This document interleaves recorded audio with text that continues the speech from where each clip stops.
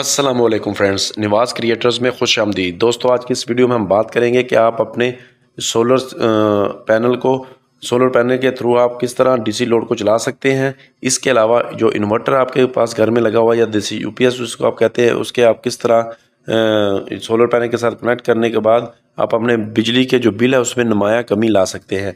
सबसे पहले आप देख रहे हैं एक सोलर पैनल लगा हुआ है, साथ एक बैटरी है। इसके बाद हमें एक चार्ज कंट्रोलर की ज़रूरत पड़ेगी डीसी लोड चलाने के लिए। ठीक है, डीसी लोड को बाज़ लोग डायरेक्ट जो है वो पैनल के साथ चला रहे होते हैं, लेकिन जो वो बहुत ख़तरनाक होता है, उसके लिए हमेशा आपको चार्ज कंट्रोलर की ज़रूरत पड़ती है। चार्ज कंट्रोलर जो है वो आगे वोल्टेज जो है पूरे स्टेबल करके देता है, यानी कि 12 या 13 वोल्ट दे रहा होता है, जबकि सोलर पैनल जो है वो ज़्यादा वोल्ट दे रहा होता है। ये देखें कनेक्शन बहुत ही इसके आसान कनेक्शन है। वीडियो बनाने का मकसद यही है कि आप इसकी जो है वो आपका थोड़ा सा कंसेप्ट क्लियर हो जाए। ये दो वायर होती हैं सोलर पैनल पे, प्लस और माइनस की, वो आपने चार्ज कंट्रोलर में लगा देनी है। पोलैरिटी का इसमें ख़ास ध्यान रखना है। डीसी लोड के ऊपर आपने पोलैरिटी का ख़ास ध्यान रखना होता है।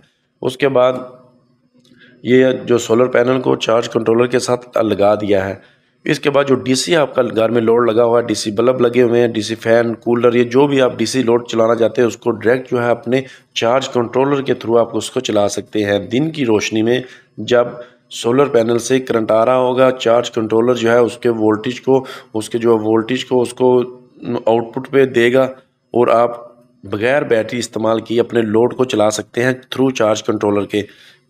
इससे आपके जो अप्लायंसेस है वो भी सेफ रहेंगे। इसके अलावा जो बाकी चीज़ें वो भी आपकी जो है सेफ रहेंगी।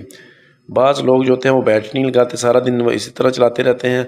और लेकिन अगर आपको बैकअप चाहिए तो रात के टाइम में अगर आपको लोड चलाना है तो उसके लिए आपको बैटरी की ज़रूरत पड़ेगी। ये बैटरी के कनेक्शन बहुत ही सिंपल है। हमारी ये बैटरी के कनेक्शन इसी तरह आपने कर देने हैं। ठीक है, प्लस के साथ प्लस और माइनस के साथ माइनस को। ये जो चार्ज कंट्रोलर है इसके ऊपर सारी जो है ये इंडिकेशन वगैरह हुई होती है कि सोलर पैनल कहाँ पे लगना है, बैटरी कहाँ पे लगनी है और डीसी लोड कहाँ पे लगना है। अब ये एक डीसी जो है हमारा सिस्टम थोड़ा छोटा सा एक तैयार हो गया है, यानी कि पैनल जो है, पैनल से चार्ज कंट्रोलर को वायर गई, चार्ज कंट्रोलर से आगे डायरेक्ट डीसी लोड भी चल रहा है और बैटरी भी चार्ज हो रही है। ठीक है, अगर पीछे से वोल्टेज ज़्यादा भी आ रहे होंगे पैनल से 15, 18, 20 वोल्ट भी आ रहे होंगे तो ये जो चार्ज कंट्रोलर है आगे पूरे वोल्ट करके देगा। इसके बाद अगर आपके घर में एसी लोड लगा हुआ है, जिस तरह बल्ब लगे हुए हैं, एसी कूलर लगे हुए हैं, एसी फैन लगे हुए हैं, तो उनको आपने किस तरह चलाना है, उसके लिए आपको जो है वो इन्वर्टर की ज़रूरत पड़ती है। यानी कि बाज़ घरों में देसी यूपीएस लगा होता है, बाज़ घरों में इनवर्क्स के या किसी और के इन्वर्टर लगे होते हैं। उसके कनेक्शन किस तरह करने हैं वो मैं आपको बताता हूँ। आपको पता है कि इन्वर्टर के साथ बैटरी जो है वो लगती है, दो वायर पीछे निकली होती है, रेड और ब्लैक। उसको आपने सीधा जाके जो है वो बैटरी के जो कनेक्शन वहाँ पे कर देने हैं। रेड के साथ रेड और ब्लैक के साथ ब्लैक को आपने लगा देना है। ठीक है, ये देखें मिला दिया है। इसके बाद ये जो होते हैं 220 वोल्ट आना शुरू हो जाएंगे यूपीएस के अंदर या इन्वर्टर के अंदर। तो उस 220 वोल्ट को आप थ्रू प्लग के कहीं भी इस्तेमाल कर सकते हैं। अगर आपके घर में पहले से वायरिंग हुई है यूपीएस की, तो आप जितना भी लोड लगा होगा वो सारा चलता रहेगा। आप वापडा के बगैर, यानी कि जो यूपीएस या इन्वर्टर है उसको वापडा की जो पावर है वो नहीं देनी, वो उतार देनी है। आपका जो सोलर पैनल लगा हुआ वो चार्ज कंट्रोलर के थ्रू आपकी बैटरी को चार्ज करता रहेगा और आपका इन्वर्टर जो है वो उस 12 वोल्ट को 220 वोल्ट में तब्दील कर देगा और आपका जितना भी एसी लोड है वो सारा चलता रहेगा। बाज़ घरों में जो है वो यूपीएस, जो देसी यूपीएस लगे होते हैं, तो आपने देखा होगा कि उनकी जो है वो सिंगल, यानी कि एक ही वायर जा रही होती है। वो उन्होंने सिंगल जो है वो उसकी यानी कि फेज़ दिया होता है यूपीएस के थ्रू, और जो न्यूट्रल होती है वो वापडा जो होती है उसके थ्रू वो सर्किट चला रहा होता है।